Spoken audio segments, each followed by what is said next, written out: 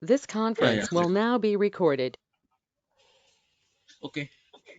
So yesterday we have discussed about the um introduction to the CDH. What is Pega Decisioning? What is Pega Marketing? And all that. So today we'll be starting with the session one. So in the session one, we'll be seeing certain aspects. So let us go through what are those.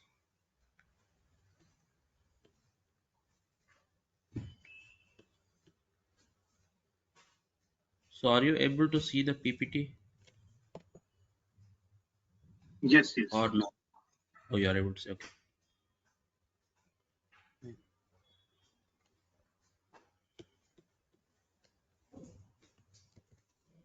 Mm, is this it, or I think we are able to see just the URL of in the browser, in your browser? No, no, not that one. Yeah, we're not able to see your PPT. We are just able to see your browser. Okay, just a minute.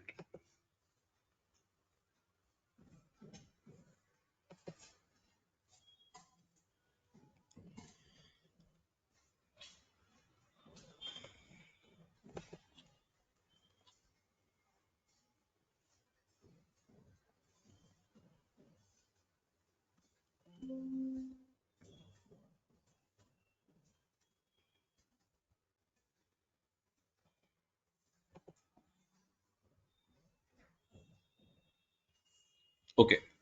So before we go to the creating application, so what we have to do is we have to set up the environment. See, uh, by the end of this session, we will be creating the application. But before you actually create the application for decisioning, you need to set up the environment and prepare it for the decisioning. So what we have to do as part of setting up the environment, let us go through that today. So in unlike Pega development, right, CDH will need a lot of services to be enabled. Okay, so they need a lot of services to be enabled, and you need to enable some services in order for the CDH to be working normally. Okay, so what are those services and what we need to do? So let us go through that. So these are the list of CDH services which needs to be activated in your server before you actually go for the implementation part. Okay, all these are the mandatory services which are responsible for some features which are present in the application. So let us start one by one. First one is ADM. ADM stands for Adaptive Decision Manager. So this ADM service is responsible for training your adaptive model and predictive model. So yesterday I told you about Prediction Studio, which is the analytics portal where the adaptive model and the predictive model will be doing some analysis. So who will send the data to that model? That will be sent by the ADM service. ADM stands for Adaptive Decision Manager. So this service should be enabled in order for the model to learn. Second service is DDS.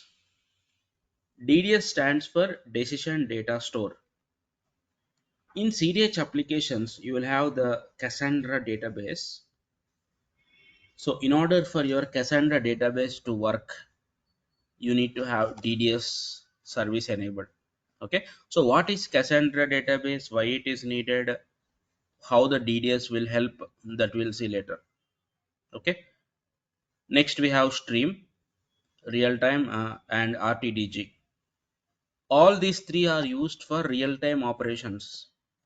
When I say real time, like from some other portal, the customer will send a request and Pega has to send a response. So those some real time features are there in Pega CDH. Okay, which will happen live, okay, which will happen at runtime. So to handle those real-time events, we have these three services mandatory: stream, RTDG, and real-time. And background processing, you already know. For the agents, job schedulers, for those, background processing is needed. So overall, all these services are mandatory in order for the features to work normally. These services are needed.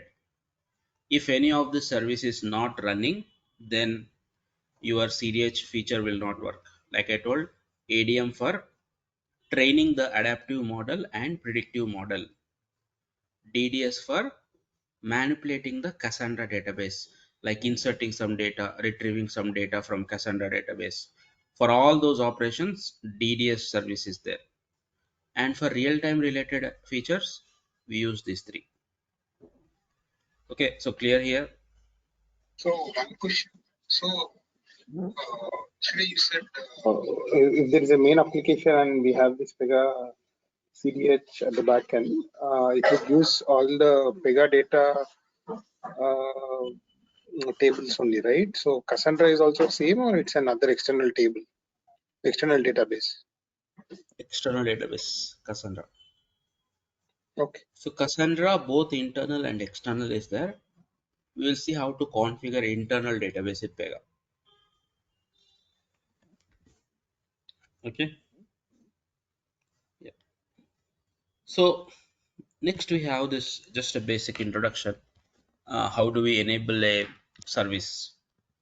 So just a small definition I have here: node and cluster. So basically, a node is nothing but a server where the Pega PRPC instance is installed. That means you can have Pega software installed in multiple servers. Each server means a node. The more the number of servers, the more the load you can balance better. Okay, that means if you're having 10,000 people logging in at same time, then that load you can adjust and you can distribute in multiple nodes. Okay. So if you are having more number of servers, then you can also have good performance, so that if you are having huge amount of data, that data you can distribute using the load balancer. Okay, a node is nothing but a server basically. Now the cluster is nothing but group of nodes. So if there are 10 nodes, then all those 10 should be interrelated. They have to be connected together. So that you can identify to which node we have to distribute, right? Because some nodes are not in the cluster, then you don't need to distribute. Like that, you will group the nodes. That grouping is called as cluster. Okay. Now next we have node classification. So I was telling you about the node is nothing but a server. Okay. For example, in one server, you will install the Pega. That means you have one node. Same you can install in 10 servers, 5 servers also. That means you have 5 nodes. Now we have to classify these nodes to the node types. Node classification means in which server which type of process should run. Okay, for example, you have 5 nodes. You can classify in the first 3 servers web user, that means operators will log in. In the last 2 servers, background processing will happen. Like this, you can segregate the nodes. Okay, you can classify the nodes in Pega. If you are having 5, you will say first 3 used by operators and customers. Last 2 used by background processing agents, job schedulers, and all that. No human will use the last 2 nodes. Like that, you can classify these servers so that you can balance your data and you can distribute the data evenly. So where do we see these nodes? You can actually go to this CDH. In the CDH, if you go to the intelligence, Okay, CDH by default you go to the CDH Intelligence Prediction Studio. This is how you go to the Prediction Studio. Remember all this navigation. Okay, then you switch to the Admin Studio.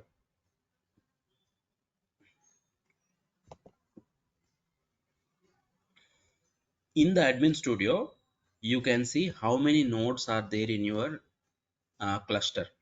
So there is only one node here. You see here only one node. In your personalization also there will be only one node. But your admin team, they can configure multiple nodes in order to give good performance. Okay, so you see one user, one node is running. Excuse me. Go ahead. Hi, this is Arvind. I am only able to see your PPT. I'm not able to see the admin studio. Is it with me or is it with all of us? Okay, so I just went to the CDH. Yeah, I'm able to see. From the Thank you. CDH, I have clicked on Intelligence Prediction Studio. I went to the Admin Studio.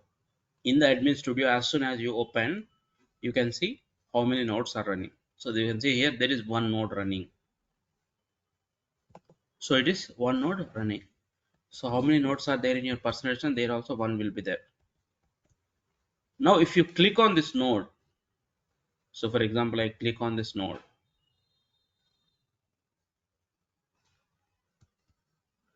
you can see that this is where node type is there. Okay, this is where node type is there, universal. So we have two things, universal and manual. So universal means all the Pega services, whatever is there, you run on this particular node. That is the meaning of that. So not only this service, any other services which are there in Pega, that also you enable in this node. That is the meaning of that. So whenever node classification is set to universal, that means enable all the services on this node. That is the meaning of that. Okay, enable all services in this node. Okay, now So universal is both background as well as web user, everything. everything. So this is only in personal editions or also Wherever you want, you can do that. But in real-time projects, we generally have more than one node. At that time, you should not set universal. Universal will be set only when you have only one node in your application. So So Ravi, when you have more than one node, you have to do classification. okay. So one more question that you were explaining before. So can you explain that again about the node JVM and so each node has so is each JVM having multiple nodes or what was that? Can you explain that again? So each node is nothing but a server. On each server, you can run one JVM. Okay. So So similarly, so in same, one right? node, see one So node server, one Pega instance you can install. If you are having 10 servers, you have to install Pega 10 times. but each JVM might have multiple nodes also, right? Yeah, that also is possible. Okay, so that again, you don't need to go in depth on that. Just I'm giving introduction. Now, how do we classify that nodes which are there in your application? So let us say there are 5 nodes. How do I classify those nodes? Like I told you, right? There are 5 nodes means you have to do manual classifications. If there is one node, you can do universal. But if there are 5 nodes, you have to do manual classification. So if there are 5 nodes, what you have to do is you have to go to the Pega installation directory. So you can try this in your personal edition. Right now in this system there is no personal edition, but you have this PPT. Go through this PPT. Go to the folder where Pega is installed. You go to the Tomcat. Then in the Tomcat, go to the bin. In the bin, you see this file called setenv.bat. So open this setenv.bat Again, your PPT, with you're not able to see. Once you switch any screen, right, yeah, I think this issue you're is not there able to here. see.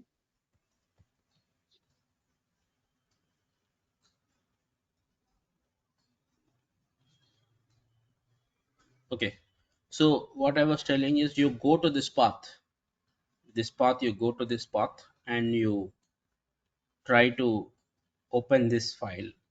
So when you open this file, you will see one line like this, hyphen denote type. You will see like this. Okay, you see in the bottom there is this thing, right? Dash denote type. If you want to set it to universal, simply you say dash denote type equal to universal. That's it. But if you are having multiple nodes, like you have 5 nodes, 4 nodes, like that, that means you have 4 servers in the same cluster connected together, then you have to open each and every node. That means you have to log into each and every server, and you have to go to this path and you have to update the setenv.bat file. Simply you just say dash denote type equal to like this, stream comma background processing comma web user comma adm comma dds comma rtdg comma stream comma search. Like this you need to give comma separated service names, like this whenever you want to enable. Okay, adm dds, like this you need to give like this comma separated values in that notepad. Again, you do this when you have multiple nodes. You will say like, okay, in first 3 nodes you enable web user. Web user means end users, Pega operators, all those. So you enable like this, and for another one you can say like only background processing comma search comma stream, like that. So like that you just need to give comma separated values, the names you have to give it here. So once you do this, simply you just save that file. Okay, save the file, shut down the server, restart the server. See, I'm telling you this as a practice today. You can practice it in the weekend or today, whenever you want, you can practice. Just go to this path, and open the file and set the values. So like this you set it. Okay, like this you set it, and you just shut down the Pega server and restart the Pega personalization. So once you restart, again you go to the same path, whichever I showed you, right? Again you go to the same path. So if you go to the admin studio, just like I showed you, you just go to the admin studio, and in the admin studio simply you just come to this place. You can see the node classifications that you have given, like ADM comma RTDG comma DDS, like that. You will be able to see the comma separated values here, whatever you have given in the setenv.bat file. So try this exercise today or whenever time permits. Restart the personalization and go to this admin studio, click on the nodes, then verify whether you are able to classify it correctly or not. So once you verify here, you should also verify whether these services are running normally or not. Okay, I told you, right? ADM, RTDG, ADM Adaptive Decision Manager, which is responsible for adaptive model and predictive model training. DDS, the service responsible for manipulation with Cassandra database. RTDG, real-time data grid. RTDG stands for real-time data grid. So all these services are needed for decisioning implementation. So you have to come to the Dev Studio, go to the configure, and go to the go to decisioning infrastructure services. This is mandatory check that you need to do whenever you do the node classification, or whenever you are doing some debugging, and let us say for some reason the adaptive model is not giving expected output. The adaptive models are not displayed in the prediction studio. Sometimes strategy is not working. You are not able to store the data into the Cassandra database. You are getting some errors while storing to the Cassandra database. So all these reasons can be this service might be down. Okay, you see right now the status is normal, you see.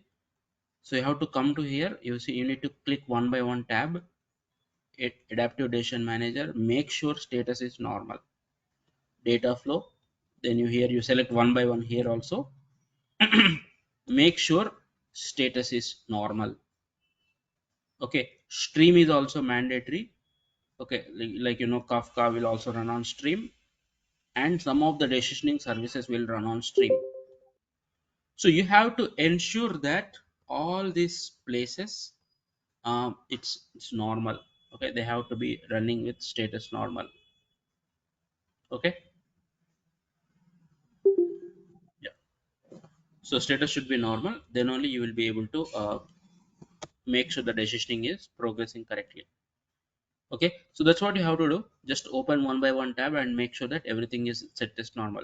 In case any of this is not normal, like for example the status is failed, okay, status is failed or something, you can actually try to restart from here itself. You can see in the action button, start will be enabled if at all is failed.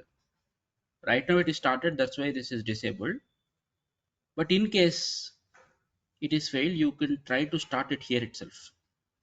But even after starting here also you are not able to start the service, then you need to contact your administrator and ask them to restart the node wherever you are seeing the issue. You should ask them to restart the node. Whenever they restart, generally the issue will be fixed. Okay, so that is what you need to do as part of preparing the environment. Make So, Ravi, one thing. So, yeah, there are these 5 different processes, right? So, should all of them be on the same node, or they can be on different nodes if there are multiple nodes? all of them should be on same node. Okay, they should all So wherever be in web real user is time. there, If there are any background nodes, so everything would be on the background nodes. no, everything will be on web user nodes. Okay, Okay. because that is where you do all the implementation. Yeah, yeah. Web user, Okay. you have to have this enabled. Okay, So for web background user processing, nodes you might don't be need to do. multiple nodes, right? Like they Wherever might. is there, you have to enable there. Enable every So, node. so if there are 10 web user nodes, Hmm. these functionality, all these functionality should be applicable to those all 10 web user nodes. They'll be running on all 10 Yes, yes, nodes, right? yes, yes. For background processing, no need to do, but for web user, you have to enable all the decision services. Okay. So that's what you have to do as part of preparing the environment. Now, yeah, now you have to go to this and you have to open, like you see here, this is what you have to do. I have mentioned the steps what you need to do.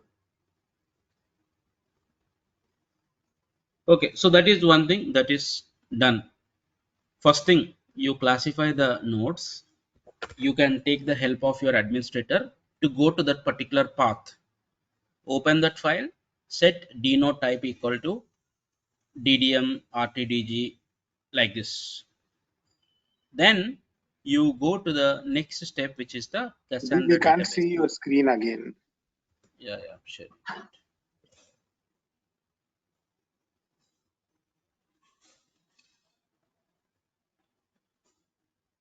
So next topic is the Cassandra database. Okay, you have classified it, you have verified it, you have debugged everything. So you go through that. Next we have is the Cassandra database. So what is this Cassandra database? So Cassandra database is Pega's recommendation for all decisioning projects. So whenever you are starting any decisioning project, you recommend your customer to use Cassandra database only. Okay. So why this Cassandra is recommended? See, unlike a Pega BPM, Pega decisioning and marketing will mainly involve with customers because we are doing marketing here. Okay, in Pega decisioning, what we are doing is we are doing marketing. That means we will directly involve with the customer. We will send emails to the real customers. We'll wait for their response. We will talk to the customers. We will try to recommend something to the customer. So we are directly talking to the customers and we are directly involving with them. But in Pega BPM and Pega development, you might not need any customer data most of the time. So the customer data is very critical and very important that you need to store. That is the customer data, and also let us say whatever products customer is having, and also let us say whatever the decisions that are made by the customer. That means let us say the customer is having, let's say there is a customer for the bank. The customer is having some credit card. So you need to store all this information. What is the customer name, age, phone number, city, income, what credit card he is having, when did he purchase, what is the expiry date, and also when did he accept. That means what is his decision, whether he is rejecting some offer, whether he is accepting some offer. Based on that only we have to future promote something. So all these are very critical and very important for a business to store. We cannot store it in a traditional RDBMS database. So for that purpose only, Pega recommends Cassandra database as mandatory or recommendation for any decisioning projects. So two reasons why Cassandra is popular. First is scalability, second is availability. So you know already 90% of companies using Pega are all very big business. They are multinational companies, very big companies. They have millions of customers. Okay, they have millions of customers. So scalability means the database, let us say it is having 100 customers, it will work with good performance. Even with 1 million customers, 100 million customers also, you will not see any performance issues or lagging or delay in the load like that. Okay, so how it worked with 100 customers, same way it will work with 100 million customers also. There will not be any delay or there will not be any performance impact for storing 100 million customers. So how that is possible means in decisioning projects, minimum 3 nodes are recommended. You should have more than 3. So Cassandra database will distribute the data and it will create indexes in multiple nodes. It will distribute the data and it will create indexes. So automatically, since we are using multiple nodes here, Cassandra database is known for distributing and indexing the data that we are storing into that, so that read operation will become much faster. Since you are distributing and indexing, creating indexes in the data, so you can all read the data much faster. So even with 100 customers or 100 million customers also, the scalability is very good. Okay, the performance is very good. But if the same, if you are trying to read from some other database, it might take a lot of time to open when there are huge number of customers. So that is one reason. Second reason is availability. Okay, second reason is availability. Availability means the database is known for 99.9% available. Okay, 99.9% available. That means even during huge system crash and entity getting down or server is going down also, still your database will not be disturbed and your data will not be crashed. The database can be crashed, but the data will still remain the same. So they will guarantee you 99.9% data is available. So in some other database, let us say something happens, your data is gone if you are not taking backup. But the database, Cassandra database, will automatically take the backup by itself, and generally it will not lose the data even during crash also. So there is some internal mechanism how it is protecting the data. There is some internal mechanism is there. So for these two main reasons, Cassandra database is recommended by Pega, because your customer data, customers decisions, customers products, all this information is very critical for any business. If you are losing customer data means that's it, you are gone. We don't know again. So it is very important that you have to store it in a right place. Generally every business will have backup and they will store in very when you are using that in Pega also, you should store it in a protected manner, because that can become very costly. So Pega by default has Cassandra database for storing all decisioning data.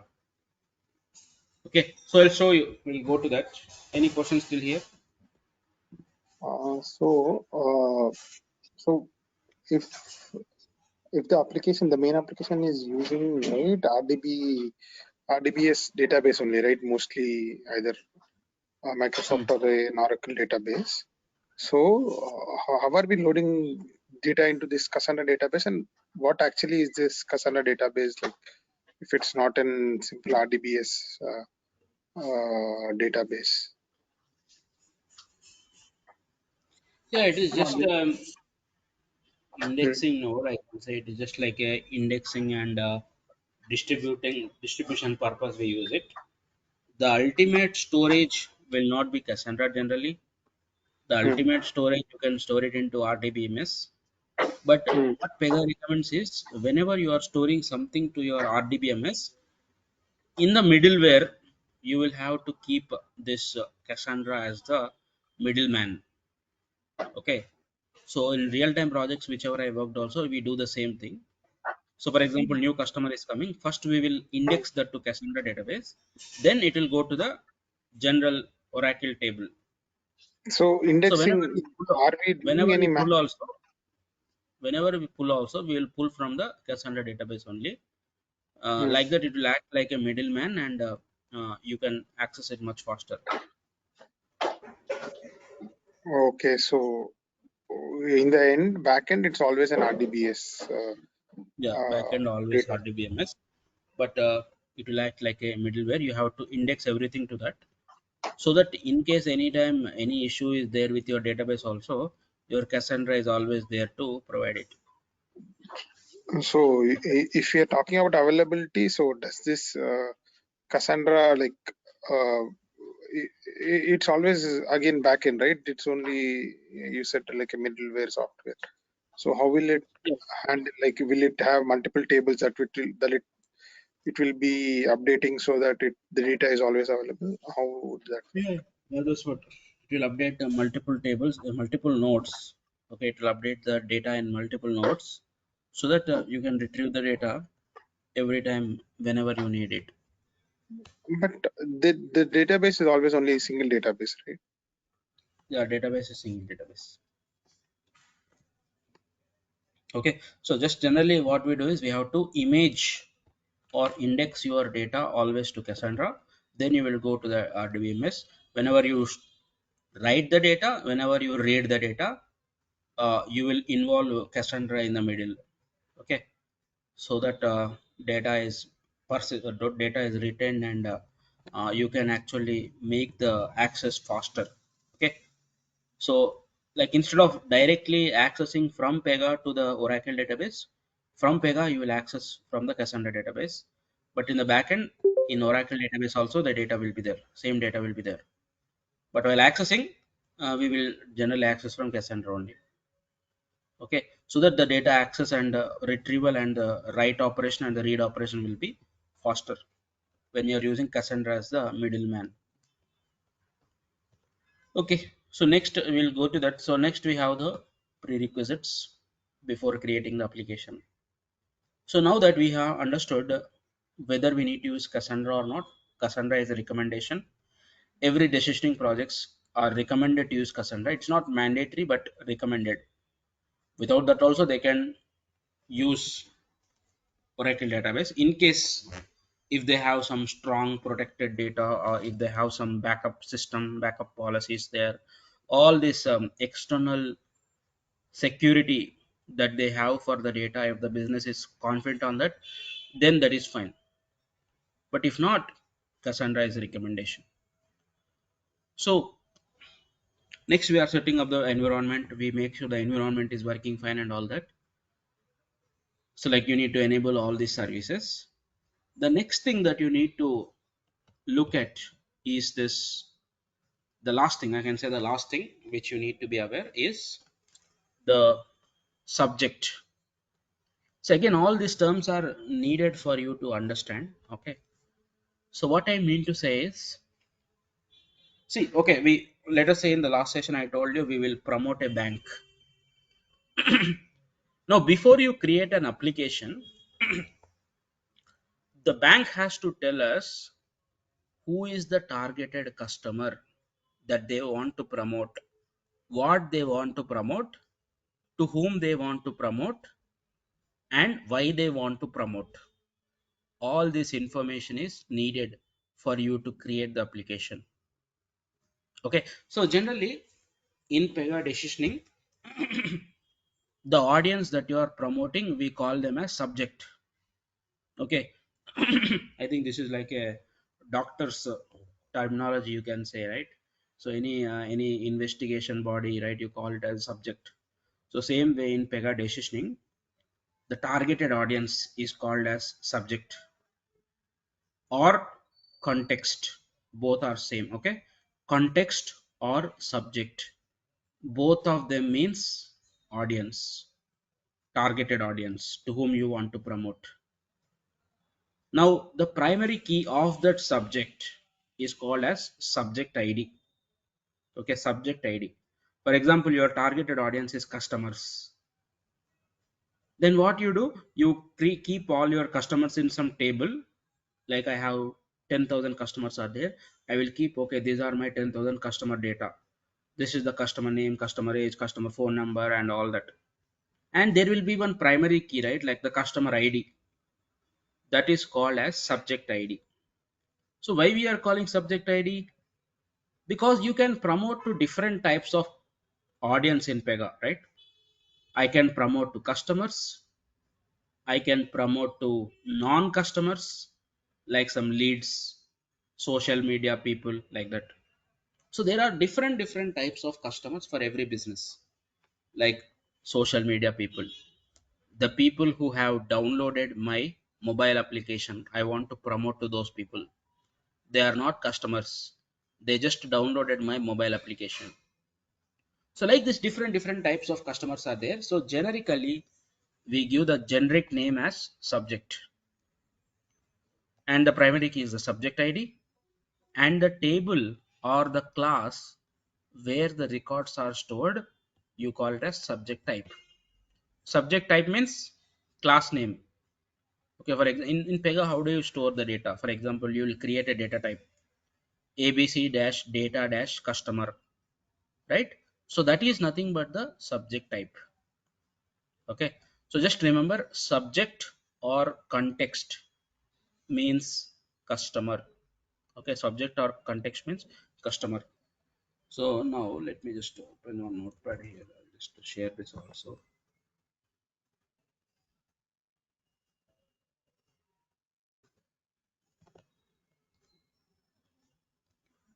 So so I was telling you that we have something called context, and here the thing. So I'll just keeping here context.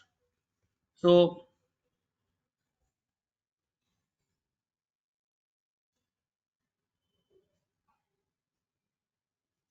just I'm increasing the size. Okay.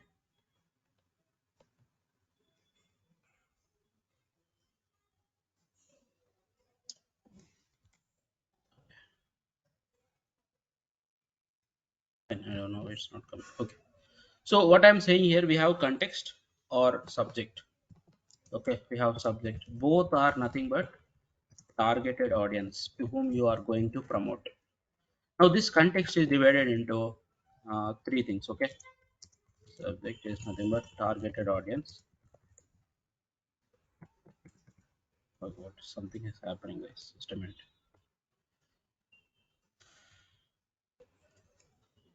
Are you able to see my notepad now or not yet?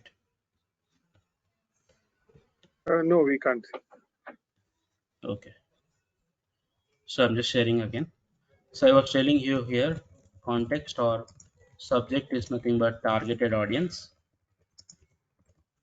to whom you want to promote, to whom business want to promote. Okay, context or subject. So we have here subject ID, which is nothing but primary key of the context, and subject type is the class of the context, and we have here subject is the next thing, subject ID and subject type, these two things. Now this context is again divided into primary context, then we have secondary context, and then we have third one that is called associated context. Associated context. So for every context you will have associated context. So what is this primary context, secondary context, associated context? Basically I told you context means in decisioning, context means audience. Okay, audience. So primary context means your primary targeted audience. See, generally every business will have multiple types of audience, right? Like for example, if you take a bank, they have, let us say, customers, and they have, let us say, some leads. They have, let us say, social media followers. These are different types of audience: customers, leads, and social media followers. Now, to whichever audience you want to promote as main targeting audience, those you called as primary context. Okay. For example, the bank main purpose is to increase the customer database. Then let us say they will target leads. Now the leads are the primary context.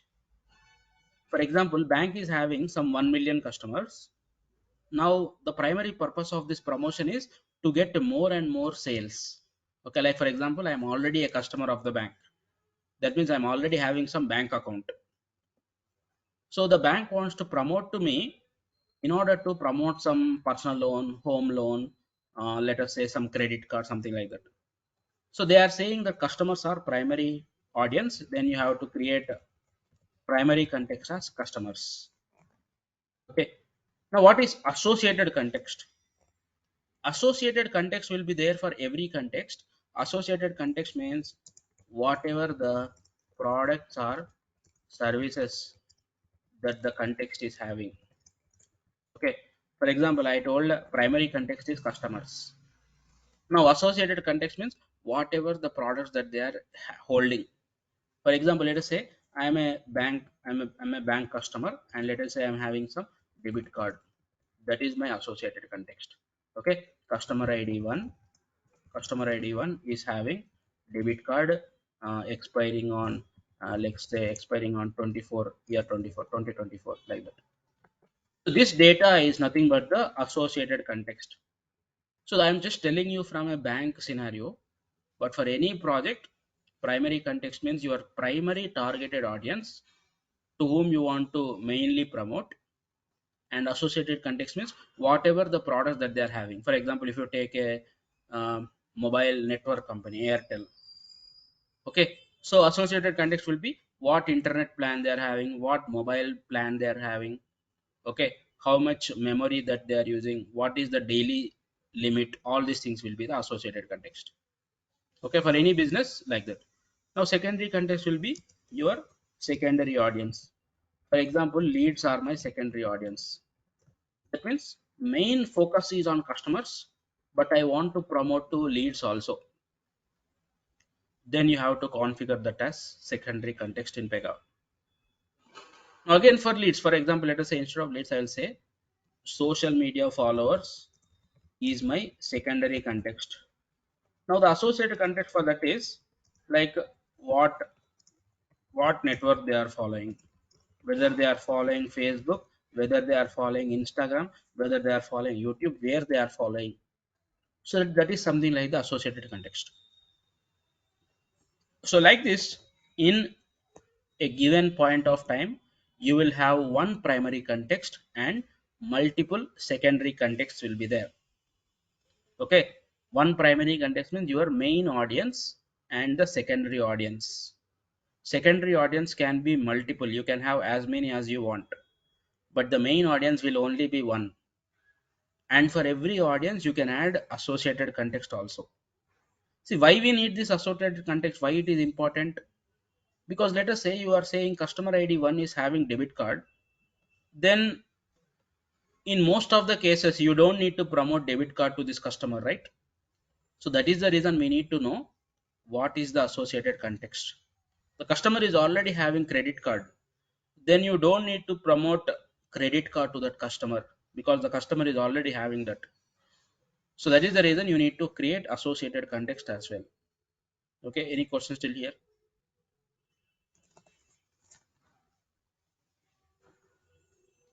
So one question, Ravi. So let's say we are a bank and we are getting this primary context customer information and their when is their credit card or debit card expiring from that primary application. So the customer decision hub is tied to that application, right? So from there we'll get this data, but will the customer decisioning hub be getting data from multiple sources, multiple front-end applications? How we'll be having those secondary context data? So this data will generally be given from your customer service applications, whether it is Pega customer service or whether it is a non-Pega customer service applications like you hosted in some other Joomla or some other systems. From there, you should ask the team to provide the data. Okay, so that is the customers. I mean to say the customer information. So wherever like leads is there, for example, you can actually capture that on some Facebook campaign or Google AdWords campaign like that. So the customer decisioning hub is just a minute. having.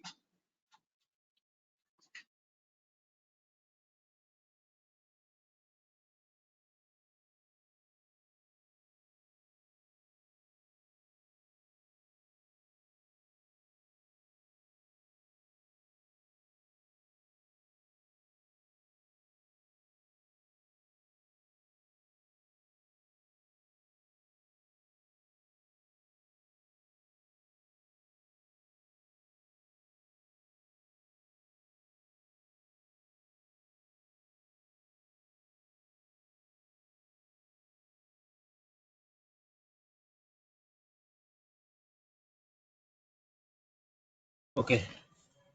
Yeah. So My what is the question question? was, let's say this bank is an HDFC bank and I'm a customer because maybe it's a Pega application or another application. We'll be getting that customer information and we'll be storing that, right? We'll have the data about the customer and we can take him as a primary context customer. But how will be getting so does CDH already be associated with multiple ways, or how are we segregating these uh, data Yeah, as is a I'm customer going to show now. social media follower? And That's what, how can if someone is a social media follower and he's also a customer, how will we know like who is the customer or who is the social media that's what we are going to see. Just wait for a few minutes. Okay. So the overall purpose of learning this is to configure in the context dictionary.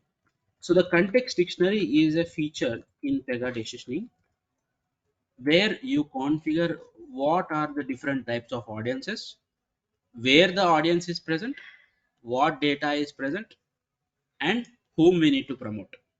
Everything you will configure at one place. So every time you are trying to promote something, the Pega will look at this particular place, that is a context dictionary. So let me share my screen. So this also you have to configure it after you create the application. That we'll do it tomorrow when we create it. At the time I will show you where you can do this. So I'm going to the Dev Studio. In the here, you have to go to the App Studio first. Okay, go to the App Studio to configure the context dictionary. See again, this all information you need to get it before you create the application. So you have to connect with your business and you have to ask them who is your primary audience, where is the data, when will you give the data, what all data is there, who is your secondary audience, who is your associated data. All this data you have to gather this from your business. You ask your customer service or wherever you ask them, they will provide it the data to you. Then you have to go to here, settings, context dictionary. Okay, settings, context dictionary. Here you will have all the configuration that you need to do. So here you see here primary context. This is a primary context, and there are two secondary contexts are there, account and prospect. Account and prospect is secondary context, customer is a primary context. Okay, that means my main focus of promotion is on customers only. Now whenever I want to promote account, what we do is we have to change primary, and from customer we will change it to account. Like that we will do. That's what you have to do. Okay, whenever you are promoting to a particular customer, you have to make it as a primary context and you have to promote. Okay, but you can keep as many secondary contexts as many you want, you can add them, but primary context will always be one. Now when you click on so how do you add context? You'll click on add context. Okay, and then it will ask you to add the data, whatever the data is there that you will be able to add. So just a minute, it is loading.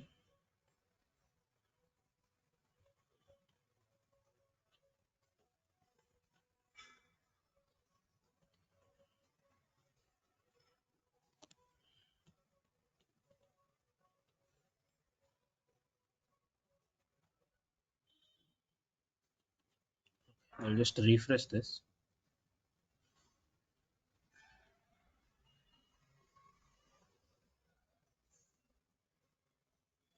So now again go to the App Studio.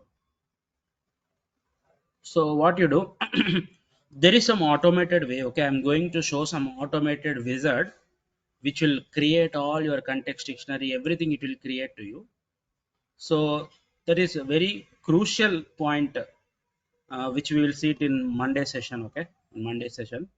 But if you are doing manually, what you do is you have to click on add context, then it will show some pop-up like this. Then you can add your context here, singular name lead, plural name leads. Then wherever the class where the lead information is stored, you need to give that class name here. That means by the time you add the context dictionary, you have to create the table, you have to create the class, you have to add the columns, you have to give the primary key, all the data you have to load it. Okay, then you have to add the context. For example, if you click on the gear icon here, this is customer data, customers, the class name where the customers are present, they are present in this class. This is nothing but what? Subject type. Okay, this is subject type, this is subject id, customer id is the subject id. Now three things we need: full name, email, mobile phone. Because we are doing marketing here, we are doing marketing means we have to know what is the email id property, what is the mobile phone property, and what is the customer name. Now when you scroll down, you can add the associated data here. So we will see how to add associated data later, but basically this is how you add the context. Okay, this is how you add the context. So the purpose of this is, if you add it here, wherever you are creating some Pega feature, right, from everywhere it will take from here only. So for example, I will share this. I'm sharing this, right? Yeah. So I have added this context dictionary. I'll show you on Monday how to automate this You this can't thing. see your Man. screen. Yeah, yeah. Just see what happened. Can you see now? Yeah, it's now visible, right? Okay. Are you Yeah. showing So on, Pega App yeah, Studio? yeah, I'm showing App Studio. So like I told you, you can add it manually, but there is a procedure how you can automate this entire procedure of creating a table, creating a class, adding the data, some sample data, adding the columns. Okay, adding the columns, creating the context, saving the context dictionary. There is some automated procedure is there, like a wizard kind of thing. It is recommended to use the wizard to do this context dictionary creation, because if you are doing manually, something might be missing. Okay, so for example, when you are, let us say, click on save, it will ask you to override all the rules, and when you save, what is happening, it will be shown in the audit log. Okay, anything is happening, right? Everything will be displayed in the audit log. So this is when lot of OOTB strategies, OOTB models, OOTB segments will be created here whenever context dictionary is saved. Okay, so again you'll come to know all these things. What are the auto generated rules that are getting created when we are going through the implementation part? At that time you'll come to know, okay, all these are auto generated like that.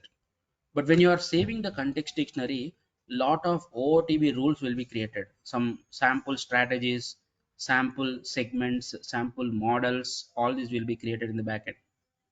Okay, so you have to make sure that this does not give any error. So because without this context dictionary, you cannot start the implementation. Okay, because you are promoting something in the strategy, but the Pega is not able to identify to whom you are promoting, then it is waste of time. Okay, that is the reason context dictionary is the first and a very important step, which should not have any errors, and you should be able to complete it without errors. So all this Okay, is your saving in Pega data only? yeah, Pega data only. So one more advantage is, like you see, everything is automatically created, auto generated rules are created. That means as per your requirement you can customize these rules, whichever are there, you can customize these rules, whatever is there here. But a lot of auto generated rules and auto generated data flows, everything will be created here. Now one more advantage is you don't need to do this in every environment. Okay, you don't need to do this in every environment. Once it completes 100%, it will automatically create one product rule in the below. Okay, it will create one product rule, and it will add all these auto generated rules into that product. Simply you just import that product in the higher environments. That's it. So this is a one time process. You don't need to do this 10 times or 10 times like that in every environment. Just to do this in the dev environment, it will create some sample rules for you. Okay, like sample rules and everything it will create for you, which you can customize for your requirement. You can customize those, and you just download that product file which it will give, which will give you. Okay, yeah, once it reaches 100%, you will be able to see that. Be one question. So what if the front end application or the main application that that is there, if it is not a Pega application, how will we You have have to this do Pega integration. rules on Pega? Huh? You have to do integration with the CDH application. So let us say you have two applications, front end application and CDH application. You have to integrate with this Pega CDH application. Like you need some data. Okay, front end application is needing some offer data. Hmm. So let us say you create one section, and on click of that UI or something in the backend, you run one activity. There you have to do some connector, and from there you can create connect rest there. And in CDH application, you have to create one service rest. So Yeah, for advantage example, is if the already front end existing service is there. Okay. So for that reason, what I'm saying is already Pega has aware of this in future only. So yeah, because let for us say this example, Pega application is, yeah, let me complete. So let us say this Pega application is some other application which is not using CDH. So there is some application using CDH. So what it has done is it has created a connect rest in the other application, and there will be a service rest in CDH application. So existing service and existing connector is there. I'll tell you what is the name of that also in the later sessions. Yeah, go ahead. yeah. So, for example, it's a Java application, right? So if we are having CDH for the Java application, so we'll have this entire Pega data, Pega rules, everything means if we are having this customer decisioning hub, so it is not just customer decisioning hub, but the entire, if we have to develop, you already went into the logged in into Pega, right? That is Prediction Studio. That so the entire Pega product will be given to us, right? Yes, entire Pega product will be given to us, but generally and your customer facing applications will be different. Okay, so this will be different application, that will be different application, and both of them you have to communicate using connect and service. But this is a complete product. This is also complete product. That's also complete product. Okay, so now that context dictionary is getting saved. So why the purpose of context dictionary is important means, so wherever you create some feature, it will ask you directly whether you want to promote to this person or the to this audience or that audience. For example, I came to the segments and I click on create. We'll come to this topic later, but for example, I am just creating a new segment. So this feature will directly take the data from context dictionary. You can see customer or prospect to whom you want to promote. Okay, generally campaign will allow promoting only to a customer, but you can also promote to prospect also. Okay, you can see here directly I can select the context to which I want to promote. Okay, I have two contexts, right? Customer and account is there. So that then I can directly select whether I want to use customer or whether I want to promote to the account. So you don't need to, again, everywhere you don't need to specify where is the customer data, to which customer you want to promote, which table it is present, to which audience you want to promote. Every time you don't need to specify wherever you do some promotion. Okay, for example, you created some offer.